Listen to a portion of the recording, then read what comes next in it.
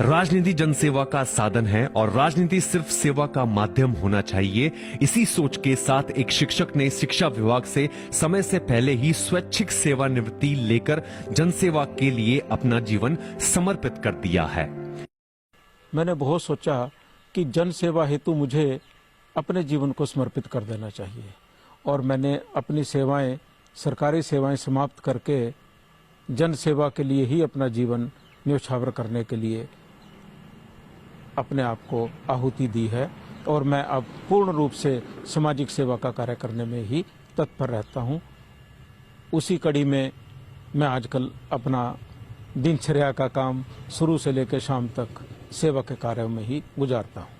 25 मार्च 1965 को पांवटा साहिब के भगानी में जन्मे रोशन लाल चौधरी ने पहले जनसेवा के लिए शिक्षा को माध्यम बनाया। हजारों बच्चों के जीवन में शिक्षा और संस्कारों का दीप जलाकर उनके भविष्य को उज्जवल किया। प्रारंभिक शिक्षा भगानी और उसके बाद नाहन से ग्रेजुएशन और तदोपरांत शिमला विश्वविद्यालय से आचार्य की उपाधि अर्जित की। संस्कृत से प्रभावशाली कोई भाषा संसार में नहीं हुई, इसलिए रोशन लाल चौधरी ने भी इसी भाषा को अपना विषय चुना। शिक्षा पूरी करने के बाद अक्टूबर 1987 को रोशन लाल चौधरी सिरमौर के दुर्गम क्षेत्र डाहर जरवा जुनैली में बतौर भाषा के अध्यापक के रूप में नियुक्त हुए। उन्होंने कई वर्षों तक सिरमौर के दुर्गम इलाकों में अपनी सेवाएं दी और इसी दौरान जनसेवा से भी जुड़े रहे।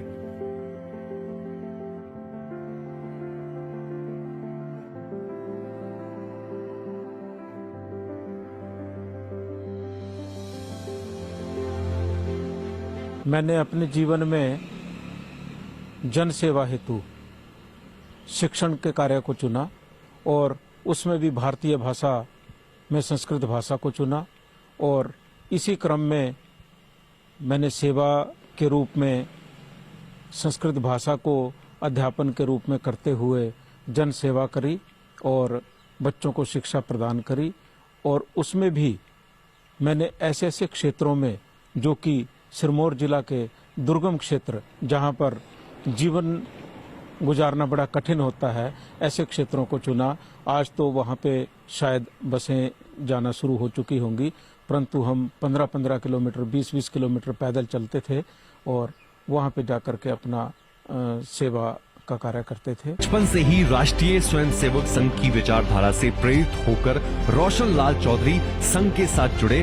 उनके पिता मेहरचंद चौधरी भी राष्ट्रीय स्वयंसेवक संघ से जुड़े व्यक्ति थे और 1992 में अयोध्या के विवादित ढांचे को विध्वंस करने राष्ट्रीय स्वयंसेवक संघ के साथ पांवटा साहिब से अयोध्या पहुंचे थे। शिक्षा को जनसेवा के लिए ही चुना है और शिक्षा के क्षेत्र में सेवा देते देते भी जन सेवा का ही मैक्सिमम समय मैंने अपना दिया है और सेवा करने में आनंद ही अलग है।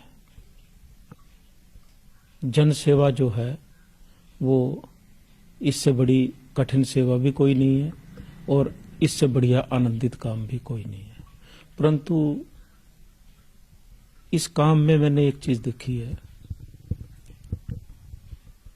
जन सेवा के लिए बहुत सारे कार्य हैं, इसका कोई अंतिम स्वरूप तो है नहीं। आज एक समस्या पूरी हुई, कल को नई समस्या पैदा हो जाएगी, परंतु इन समस्याओं के निदान के लिए राजनीतिक क्षेत्र बड़ा प्रभावी है और राजनीतिक पहुंच यदि नहीं है तो जनसेवा भी अधूरी ही मानी जाती है। और इसी क्षेत्र को मैंने सेवा के माध्यम से चुना है।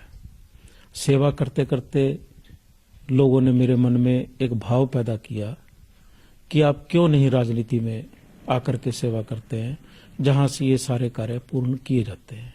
पिता के पद चिन्हों पर चलते हुए रोशन लाल चौधरी वैसे तो बाल्यकाल से ही राष्ट्रीय स्वयंसेवक संघ यानी RSS के साथ जुड़े रहे।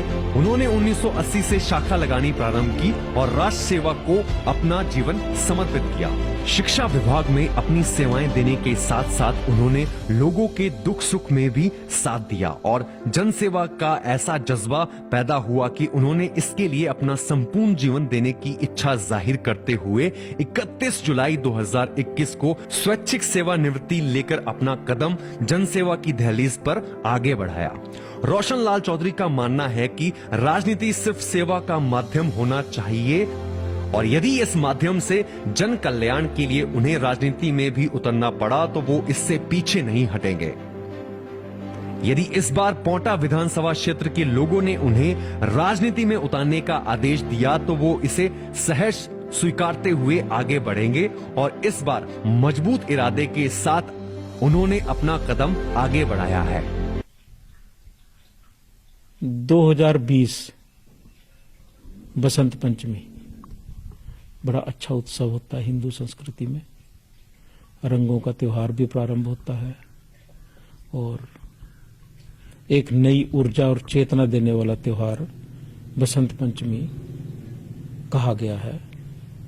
बस एकाएक उस दिन मैंने अपनी सेवा मुक्ति के लिए, स्वैच्छिक सेवानिवृत्ति के लिए आवेदन सरकार को दे दिया और अपने आप को 100% जनसेवा के लिए समर्पित कर दिया।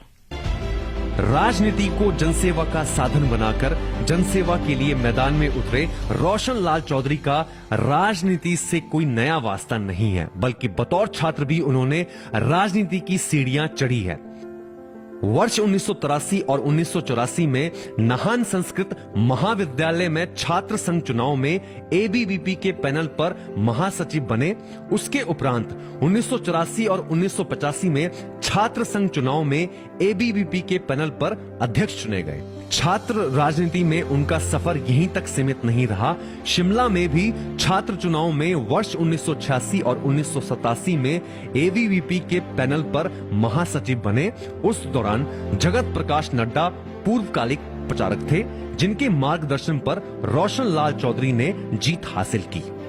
राजनीति का सफर यहीं खत्म नहीं हुआ। रोशन लाल चौधरी 1979 से 1995 तक अध्यापक संघ के जिला अध्यक्ष रहे, जबकि 1998 के बाद से 20 वर्षों तक संस्कृत शिक्षक परिषद पोंटा के खंड अध्यक्ष रहे और परिषद के प्रदेश कार्यकारिणी सदस्य भी रहे।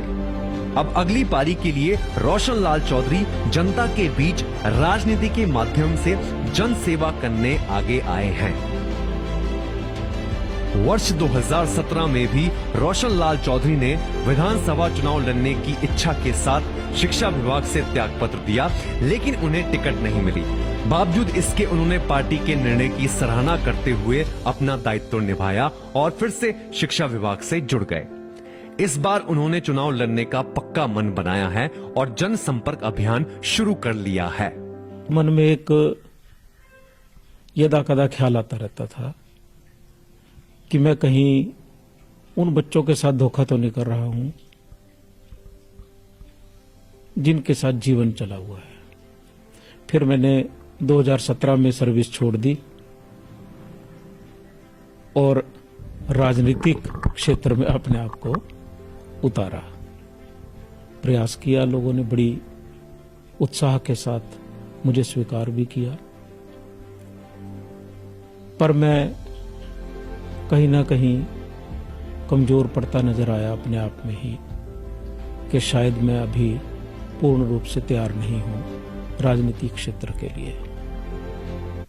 ना तो मुझे पार्टी से अनुमति प्राप्त हुई और मन से भी ऐसा ख्याल आता रहता था कि शायद अभी मुझे और इंतजार करना चाहिए। उसके बाद फिर जनसेवा में लग गए। विश्वास की परंपरा और शुद्धता का मजबूत बंधन, अनमोल रिश्तों के लिए अनमोल आभूषण, भूषण ज्वेलर्स।